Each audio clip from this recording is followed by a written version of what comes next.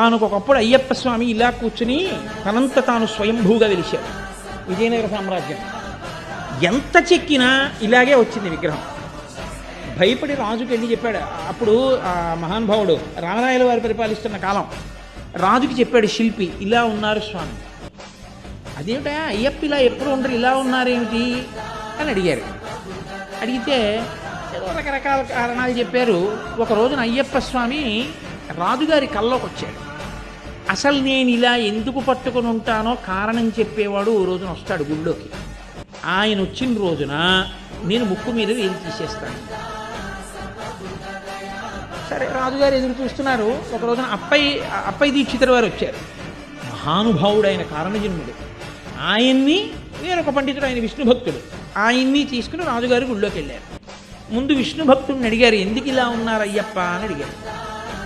ఏమిటో పరమేశ్వరుడి కొడుకు, శ్రీ మహావిష్ణువుకి కొడుకు, కానీ భూతనాథుడని పేరుంది, చుట్టూ భూతాలు ఉంటాయి. ఏమిటానా ఈ ప్రారంభం, శివుడికి కొడుకు అవడం వల్ల నాకు ఈ భూతాలు అంటుకున్నాయి చుట్టూ అని చెప్పి ఆయన బాధపడుతూ ఇలా పెట్టుకున్నాడు అన్నారు. ఆయన ఏం తీయలేదు. అప్పయ్య దీక్షితుల వారిని అడిగారు. అడిగితే అప్పయ్య దీక్షితుల వారు అన్నారు, ఆయనకి తండ్రి పరమశివుడు, సందేహం లేదు. ఆయన తల్లి శ్రీ మహావిష్ణువు. తండ్రికి భార్య తల్లి అయిపోతుంది కాబట్టి పార్వతి కూడా ఆయనకి తల్లి అయిపోయింది, విష్ణువు ఆయనకి తల్లి అయిపోయారు. తల్లికి తల్లి భార్య ఉండడం, ఇప్పుడు ఆడదానికి ఆడది భార్య ఉండదుగా లోకల్లో. మరి విష్ణువు తల్లి అయితే విష్ణువు భార్య లక్ష్మి నాకేమవ్వాలి అని ఇలా పెట్టు కూర్చున్నారు ఆయన. అప్పయ్య దీక్షితుల వారి శ్లోకం చెప్తే తీసేశారండి వేలు. యథార్థంగా జరిగింది. ఇది రామరాయల వారి పరిపాలనా కాలంలో రమాచార్య స్వామి వారు వ్యాఖ్యానం చేశారు ఒకసారి దాని గురించి. కాబట్టి శంకర భగవత్పాదులు సౌందర్యలహరిలో శ్లోకం చేశారు దీని గురించి. హరిస్వామారాధ్య ప్రణత జన సౌభాగ్య జననీం పురాణారీ భూత్వా పురరపిమపి క్షోభమనయత్ స్మరోపిత్వా నత్వా రచనయన లేహ్యేన వపుషా మునీనామప్యంతః ప్రభవతి మోహాయమిహతాం అంటున్నాం. అమ్మా ఏమి ఆశ్చర్యం అమ్మా, లోకంలో నీ రూపాన్నే పొందాడు శ్రీ మహావిష్ణువు నిన్ను పూజ చేసి. శ్రీ మహావిష్ణువు దేవతలకి దానవులకి అమృతాన్ని పంచిపెట్టేటప్పుడు దానవుల యొక్క బుద్ధికి మోహపరచడానికి గొప్ప అందం రావాలనుకున్నారు. లోకంలో అందగత్యలకు అందగత్య మా అమ్మే కాబట్టి పార్వతీదేవిని ఉపాసన చేశారు.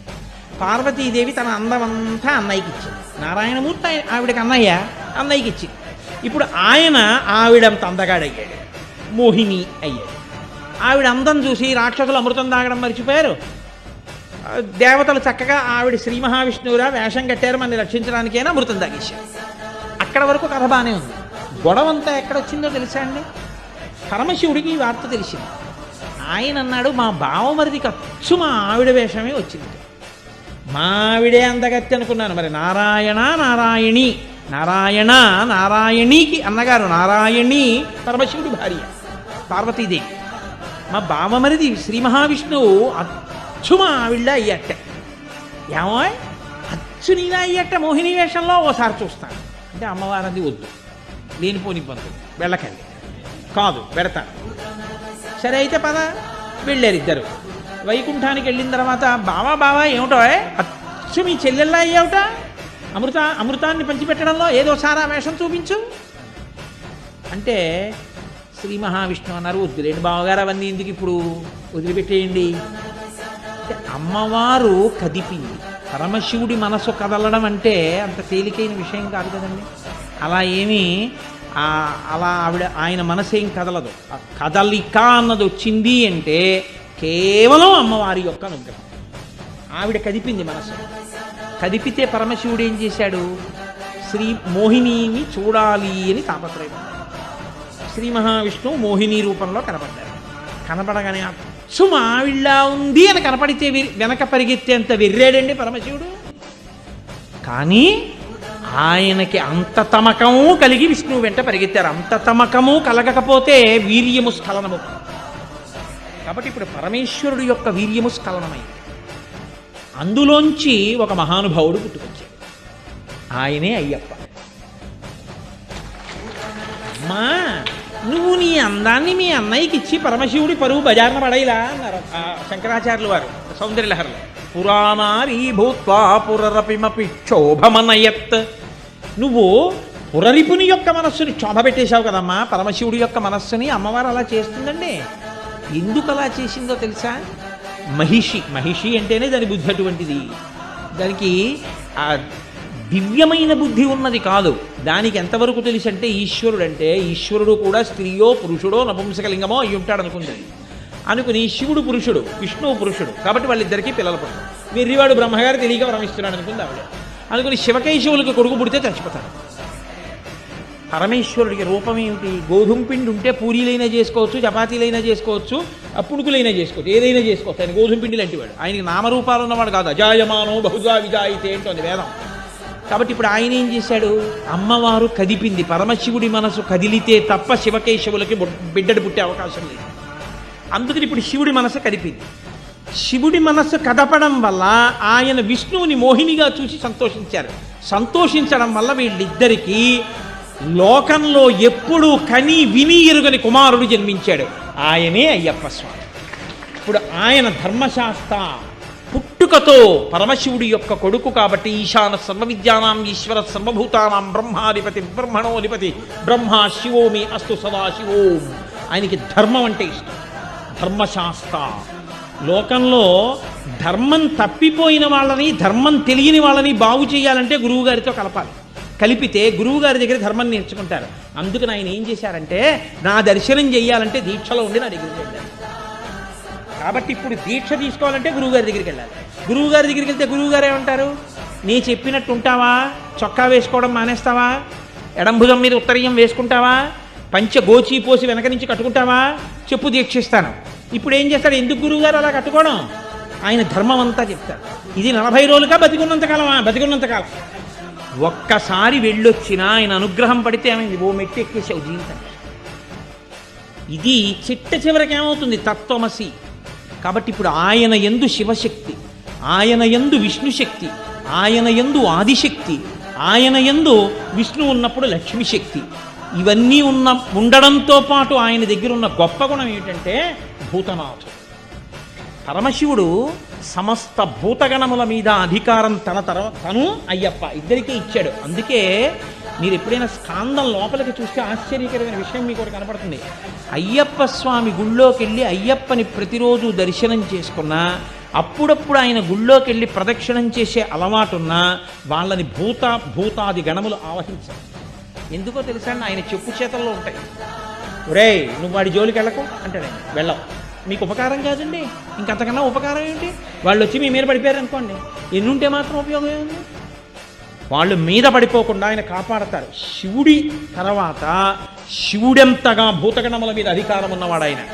శివుడిలా ధర్మమునందు అనురక్తి ఉన్నవాడు, శివుడిలా గురువులంటే ప్రీతి ఉన్నవాడు, శివుడిలా జ్ఞానమిచ్చి మోక్షం ఇవ్వగలిగిన వాడు, విష్ణువులా పూర్ణుడు, విష్ణువులా పుష్కలుడు, విష్ణువులా ఏది కావాలంటే అది ఇవ్వగలిగిన వాడు, అమ్మవారిలా శక్తి స్వరూపుడు, అమ్మవారిలా నిరంతరము ఎటువంటి కదలికలైనా కదలించగలిగినటువంటి వాడు, ఎంత శక్తినైనా ఇవ్వగలిగిన వాడు, ఇన్ని కదలికలను ఆపి లయం చేసి మోక్షం ఇవ్వగలిగిన వాడు, ఇన్ని చెయ్యగలిగిన వాడు. కాబట్టి తనలో తాను రమిస్తూ పైకంటితో కాకుండా యోగ దృష్టితో చూస్తుంటాడు.